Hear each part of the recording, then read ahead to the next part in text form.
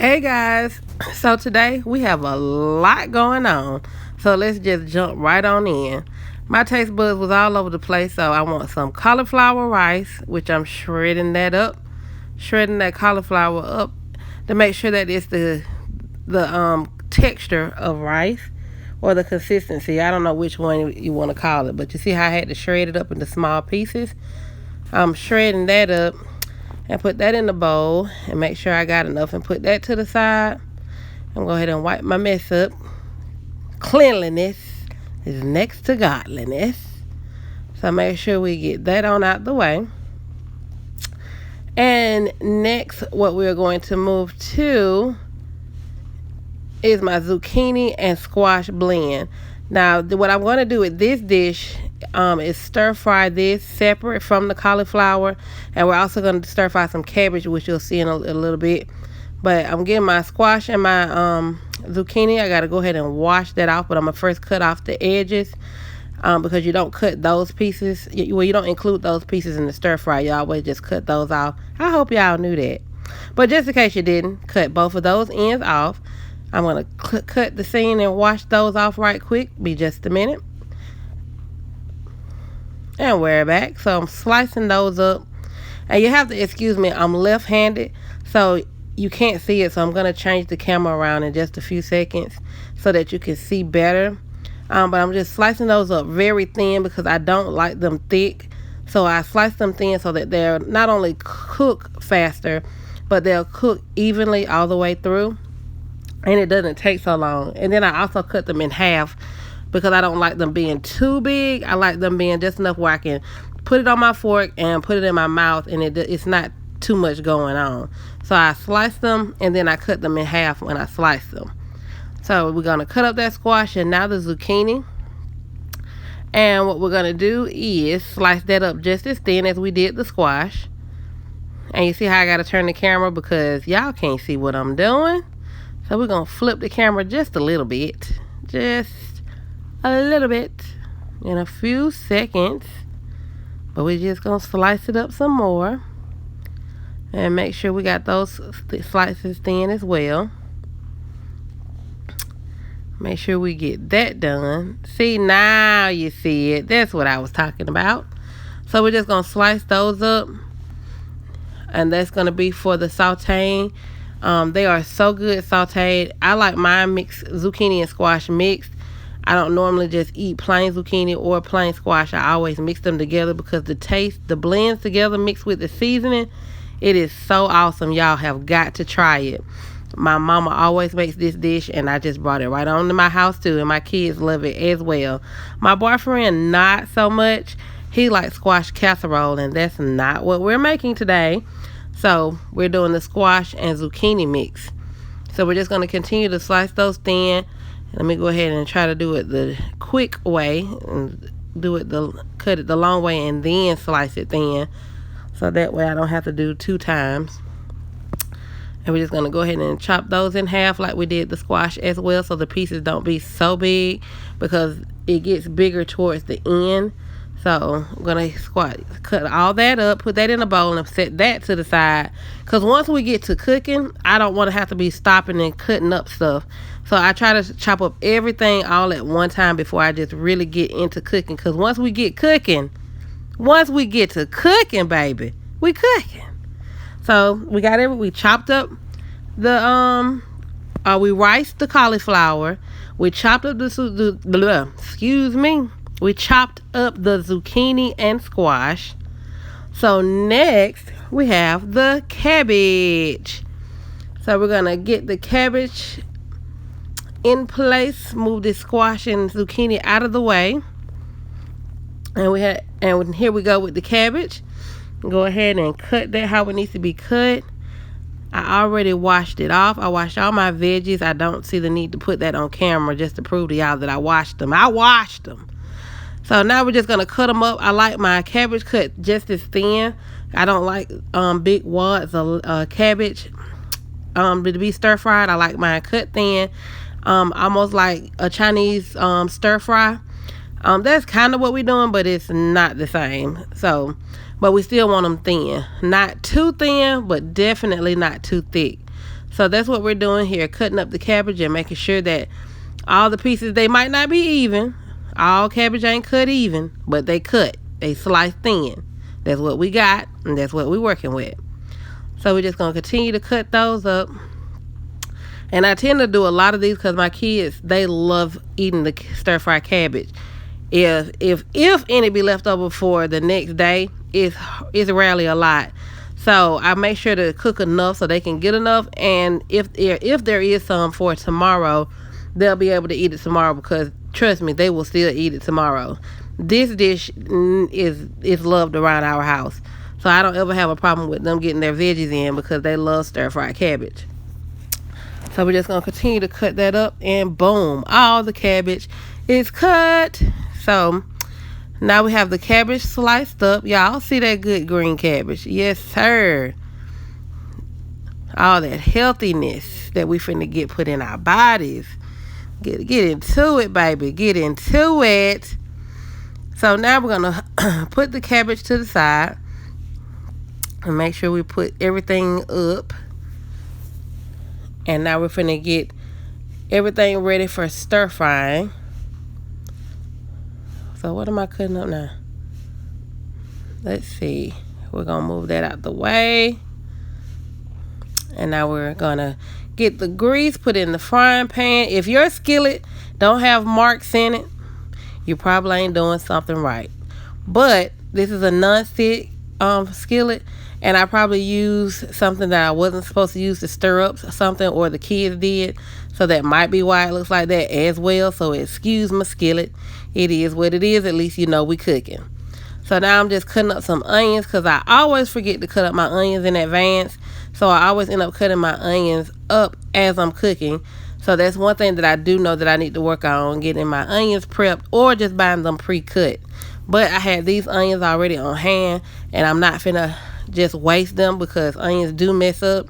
So we're going to go ahead and cut those up, because sauteed onions make every dish the best. You're going to see that today, because I'm definitely probably going to use onions in every dish that I'm cooking today, because it's so good. You cannot go wrong with sauteed onions. So we're going to cut those onions up, get them sauteed. We got some grapeseed oil already in the skillet. If you have watched any of my videos, you know grapeseed oil is my go-to oil that I use for sauteing and basically cooking anything. So that's grapeseed oil, and then we got our onions sauteing in that grease, trying to get them to look translucent so we can add our veggies for all the deliciousness that we can handle, baby. So now we're just going to get that to a sizzle and get those onions sauteing up in there. I'm going to cut up just a few more, just to make sure we have enough to give it a good taste. And not cutting them up too big, and definitely not too small, because I like the actual crunch of onions in my food. So I don't want it so small that I don't know they're there. I want to know that they're there. So I'm just going to cut that up and put those in the skillet. You know it's sizzling. You know it's stir frying when you see that sizzle. So we're just going to stir that around, get everything mingling, get all that flavor mingling together. Stir that on around. I sometimes like my onions to get brown, not burnt, but browned. But I do probably gonna keep on just stirring it around, let the grease make sure it coats it. See how that's looking, and keep stirring it around and get that sauteed going. I had to move the camera to the other side because it just didn't feel right. So we're just gonna keep on stirring that up. Still sauteing those onions. Ain't nothing wrong with that, is it? No. Get them onions translucent. That's what everybody be saying. Get them translucent. That means see-through. When they start looking like you can see through them, like it's a little clear, you know you're doing something right. You know you're doing something right when they translucent. So now we're going to add the cabbages. And we're going to go ahead and put those in there. And get everything mingling together. Get all of the oils that's coated on the onions. Get it out. Everything just mingling together. Get that taste just going through there. The onions blending in. with the cabbage and stir that around. And of course, we're going to add our seasonings. And y'all already know what the seasonings we're going to use. I just about use the same seasonings with every dish that I make. So let's just see here. Comment down below what seasoning I'm going to use before I use it. Hurry up and type it. What seasoning do you think I'm finna put in there? But here we go. Let me go ahead and show you what we're finna use here. First, we're going to add a little more grapeseed oil. And that's just so that it doesn't cook too fast. When you don't have any liquid at the bottom, it tends to cook fast and brown fast. We do not want that. We want it to be like a buttery type taste when you eat it. So we want to make sure that it's not too dry, but we definitely don't want it to be too wet. We don't want it an oil soup. We want stir-fry cabbage. So that's what we doing. All right, we got the Greek seasoning here, because Greek seasoning makes everything good. You better believe it. Y'all better get y'all some Greek seasoning. Y'all will not go wrong, I'm telling you. I got to try some onion powder, of course. I hope y'all knew to guess that one. And y'all already know I can't do nothing without my garlic powder. I ain't doing nothing without my garlic powder. There she go. Gonna sprinkle some of that in there. It's gonna be so delicious. Ain't it the great? Woo! Stir-fried cabbage is busting. Always busting. Next, we're gonna add some of that black pepper. Because black pepper just gives it some type of, I don't know what it is. It's just, you can taste black pepper. And it ain't too strong of a taste. But it gives it just the right type of, this is good type taste. So that's what we're doing. So we're going to get all the seasoning mixed up in the cabbages, because you don't want one cabbage or no cabbage too seasoned and some not seasoned at all. So we're going to stir that up to make sure everything's mingling together and get that stir fried or get that cooking down so that the cabbages will start getting softer and softer. You don't want them too mushy, but you also don't want them that crunchy. So you got to figure out which medium or which one that you prefer, or how you want to, how long or how not long, how short you want to cook your cabbages. Me, I cook mine for a while. I don't like mine sloppy, like just too soft, but I do like them to be very bendable. So we're going to set that and get that cooking on another stove. And we're going to go ahead and start cooking on our zucchini and squash blend. So with this, I saute these with butter instead of the grapeseed oil, but sometimes I do add grapeseed oil. It just depends on how quick the butter dissolves and how dry the zucchini and squash is.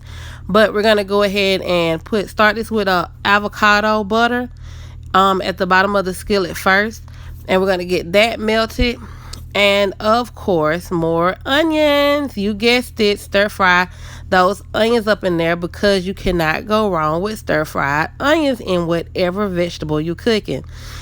For some reason, I don't know what it is, but God knew what he was doing when he made them onions, because I definitely take advantage of every onion that I have. So we run out of onions like we run out of milk at my house. So that's just what we do. So we're going to go ahead, and that butter is melting and sizzling, so you know it's ready for the onions to be added. We got the right temperature of heat. So we're going to go ahead and cut up those onions thin, just like we did with the cabbages. I normally just cook. I rarely chop my onions up fine. It basically depends on what dish you're cooking. Most of my onions are always going to be this way. I rarely have them small, unless I'm probably doing like hamburgers, and then I mix them in with the hamburgers, and then they shredded or chopped up real fine. But when I'm sauteing vegetables, I like to taste and my onions. I like to actually can pick my onion up and eat it, because it's just a wonderful taste once you put the seasonings in there. So that's what we're doing. We're going to saute these onions, and we're going to add our zucchini and squash. And we're going to make sure those onions are translucent like we did the other time. And now we're going to add our zucchini and squash. Now I know what you're saying, Rob, you finna put all that in that little bit of skillet. Sure will. Sure is. And that's what we're doing. Yes, it might be too many, but the more it cooks, it shrivels up. And you're going to see, I know exactly what I'm doing. I don't regret it at all. I was a little nervous at first, but I know now that I made the right decision. So I noticed that I had cut that one a little thick, so I just cut that one. So we're going to let those juices marinate, blend together. Stir that around and make sure, everything gets coated. Make sure the onions are blended in with the vegetables. See, I cut it so you really couldn't see it, but you see how it's starting. You see how they starting to fit. It don't look like too many. Well, it still look like it's too many, but you see that it's different. See, I cut it again. Now you see they fit. So I'm adding in my seasoning. That was some onion powder. You already know the garlic powder right there. Here it come. It's on there. Get that nice and seasoned everywhere. That Greek seasoning, because everything is good with Greek seasoning. And the thing is, nothing tastes the same no matter. It don't matter if you use the same seasonings. If you know what you're doing, then it ain't gonna taste the same. Now you see I added that avocado oil. That grapeseed oil, and that's because the butter really kind of like ran out because there's so many vegetables. So I had to add avocado oil because you don't want your stuff to be sticking to the frying pan, because that's when you start burning stuff. So now you see how now everything is fitting in the frying pan. The skillet don't look too small. The vegetables don't look too much. And we cooking. So I wanted to add some okra. I saw this on somebody else's channel. I saw where they air fried some okra. So I'm stealing their idea. I'm finna cut up the okra in little small pieces. I didn't want them battered because I wanted to see that they didn't batter them. I wish I could think of who it was, but I can't, so it'll be all right. But I'm cutting those up real small. And I'm gonna put that to the side and cut them up. And next I'm gonna add some grapeseed oil to them and lightly season them. Not gonna season them that much. And I'm gonna put them in the air fryer. And I'm just experimenting. Really, I just want to see. I love okra anyway, but I've never had them butt naked in the air fryer. So we're gonna try them today that way. See, look how pretty they is. They so green and pretty. Oh, God, be making some stuff. So we're going to put that little grapeseed oil in there. Try not to put too much because I got heavy hands. And my hands are clean. So mind your business. Don't be coming for me by me mixing it up with my hands. That's how you cook with love. I seen somebody else say that. That's when you're cooking with love. So I'm going to add a little sea salt. On my okra. You don't have to heavily season the okra because the taste of the okra itself is so good. And we're going to add a little bit of black pepper and then make sure that that's mixed up as well. So we're going to mix that all up together. Make sure all those seasonings are spread evenly through on the okra. And next we're just going to put it on an air fryer pan and we're going to sit it in the air fryer. Now I can't think of what the temperature was, nor do I know how long I had them in there. I just kept checking on them to make sure that they weren't burning, and I was making sure that they weren't burnt, and I was making sure that they were just nice and how I wanted to eat them. So we're just right here gonna just keep stirring them. You see them? They still pretty. Now they just shiny because they got that oil on them. So I got them evenly spread out on the air fryer on the air fryer pan. So now we finna cook our cauliflower rice. Now, cauliflower rice, you cannot go wrong with cauliflower rice. Now, I heard that they removed cauliflower, or maybe cauliflower was never on the Dr. Sebi list. Well, I'm sorry, because this time I had to taste for some rice. So what better way, instead of eating white rice, which is unhealthy, go ahead and get that cauliflower rice. Cauliflower, it has some nutrients. I'm not exactly sure why they took it off the Dr. Sebi list. That ain't my business at the moment. I'm trying to do better. It's baby steps. So we're going to start with sauteing the onions, of course, because that's what we done did on every dish that we have made. But y'all, this cauliflower rice finna be so fire, you have no idea. But we're finna go ahead and saute them onions. Make sure that they are nice and translucent. You already know. And make sure that they are stir fried to the right texture and the amount that we want it sauteed and coated with that avocado butter. And now we're going to add the cauliflower rice up in there and get that cooking. Y'all, this is so delicious. I'm telling you. If cauliflower is bad for you, I don't know what we going to do. Because my baby loves a cauliflower, and so do I. So we're going to add a little grapeseed oil. If you call that a lot, then it's a lot. But I call it a little bit because I'm not frying it. I'm sauteing it. So we're going to add some salt up in there. Some garlic powder, of course. And you know we're going to add the onion powder. You already know. And for a different ingredient that we're adding this time is imitation bacon bits. These are not hogs. This is imitation. Now what is it? I'm really not sure. But it says imitation, so I know it's not hog meat. So we're gonna add the bacon bits in there, and it just gives it like almost like a loaded baked potato taste. It is so good, y'all just don't know. So let me stir that up in there. And one thing about me, I added my bacon bits, well, my imitation bacon bits this early because I don't like hard bacon bits. I don't like the hard crunch where you feel like you about to break your tooth. I like them kind of soft and blending in with my food. So, you know, like when you put bacon in food to season it, that's what I just did. So we're going to mix that all up together. Make sure that it's cooking. Make sure that the cauliflower is the right texture because you don't want it hard. You want it rice-like. I'm not trying to make a loaded baked potato, so it's not going to be mushy. But the taste of it is baked potato-ish. But the texture is rice-ish. So, whatever. So, now we got some smoked Gouda. That's some dairy-free cheese. I love it because it has a smoked taste. And it just makes your cauliflower rice really taste like just loaded rice, however you want to say it. Now, because this is not real cheese, I put it in here this early because that makes the heat, you apply more heat to it, and it does melt over time. Now, if you put that thing in there at the end, you might still have a whole thing of unmelted cheese.